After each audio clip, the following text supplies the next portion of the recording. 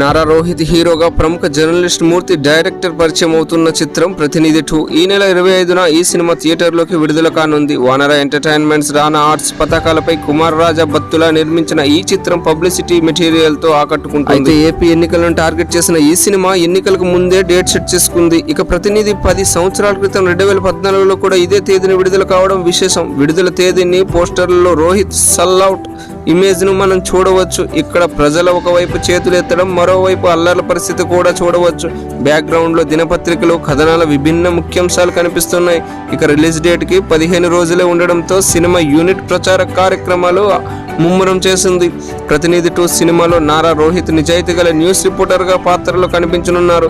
సిరిలెల్లా కథానాయికగా నటిస్తుండగా దినేష్ తేజ్, సప్తగిరి, జిషు, సేన్ గుప్తా, సచిన్ ఖేడేకర్ కీలక పాత్రలో కనిపించనున్నారు. సాహిత్యం సమాజంలో మంచి చెడుల గురించి ఆలోచింపజేసేలా ఉంది. రామ్ మిరియాల వాయిస్ మంత్రముగ్ధులను చేసింది. భాను మాస్టర్ కొరియోగ్రఫీలో నారా రోహిత్ ఉత్సాహంగా డాన్స్ చేశాడు. గల్ల ఎత్తి పాట సినిమా ప్రమోషన్స్ కి సరైన ప్రారంభాన్ని ఇచ్చింది అని చెప్పవచ్చు. గతంలో వచ్చిన ప్రతినిధి సినిమాకు సీక్వెల్ గా వస్తున్న ఈ ప్రతినిధి 2 చిత్రంలో నారా రోహిత్